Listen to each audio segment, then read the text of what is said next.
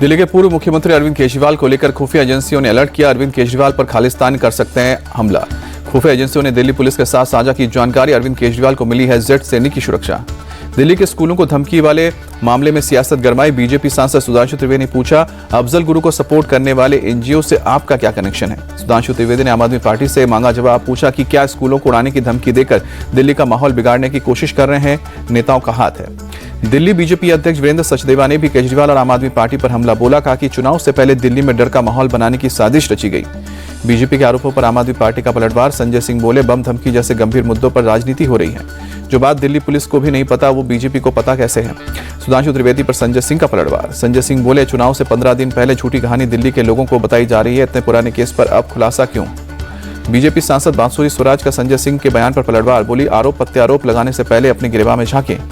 दिल्ली विधानसभा चुनाव के लिए कांग्रेस ने जारी की तीसरी लिस्ट। 16 उम्मीदवारों के नाम का किया ऐलान। कांग्रेस ने आप से आए विधायक धर्मपाल लाकड़ा को मुंडका से टिकट दिया। शाहीन बाग से पार्षद अरीबा खान को उखलाव के मैदान में उतारा। मुंबई में सीएम देवेंद्र फडणवीस के घर पहुंचे रक्षा मंत्री राजनाथ सिंह। रक्षा मंत्री का तिलक लगाकर स्वागत किया गया। फडणवीस ने गणपति की मूर्ति भेंट की। बीएमसी चुनाव पर शरद पवार का बड़ा बयान। कहा कि इंडिया अलायंस केवल राष्ट्रीय स्तर के चुनाव के लिए था, स्थानीय चुनाव एक साथ लड़ने की बात कभी नहीं हुई।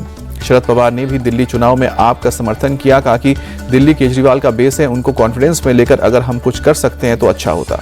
बीएमसी चुनाव को लेकर उद्धव गुट का शक्ति प्रदर्शन। 23 जनवरी को अंधेरी में जनसभा करेंगे उद्धव ठाकरे। अकेले लड़ने के लिए ऐलान के बाद होगी महारैली।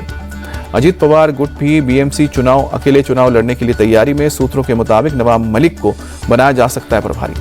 महाराष्ट्र के शिरडी में हुई बीजेपी की 2 दिवसीय बैठक। सीएम फडणवीस का विधायकों और मंत्रियों को निर्देश, निकाय चुनाव को देखते हुए ज्यादा से ज्यादा लोगों को बीजेपी से जोड़े।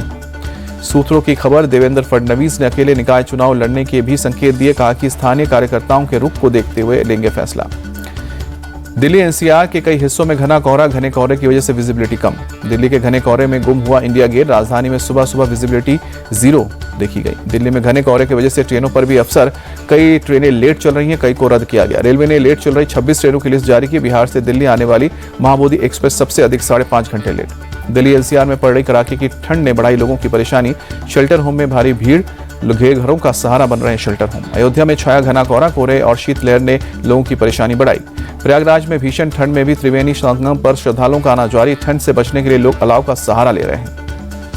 मुंबई के कुछ हिस्सों में छाई धुंध की परत। बांद्रा में सुबह सुबह हल्का कोहरा देखा गया। पश्चिम बंगाल के हुगली के कई हिस्सों में घना कोहरा। घने कोहरे की वजह से विजिबिलिटी कम।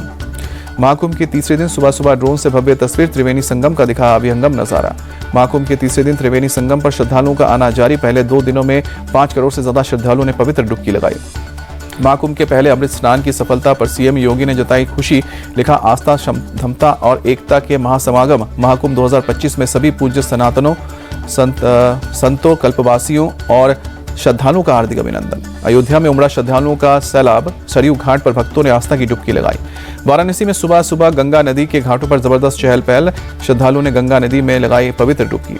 पीएम मोदी आज महाराष्ट्र के पनवेल में एशिया के दूसरे सबसे बड़े इस्कॉन मंदिर का लोकार्पण करेंगे। 16 जनवरी से आम श्रद्धालुओं के लिए खुलेगा मंदिर। पुणे में 77वीं सेना दिवस परेड। इस साल की परेड काफी अलग और भव्य।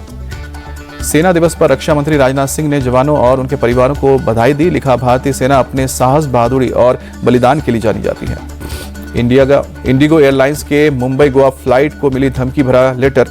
अज्ञात शख्स के खिलाफ एयरपोर्ट पुलिस स्टेशन में मामला दर्ज किया गया। एफआईआर के मुताबिक घटना 13 जनवरी की।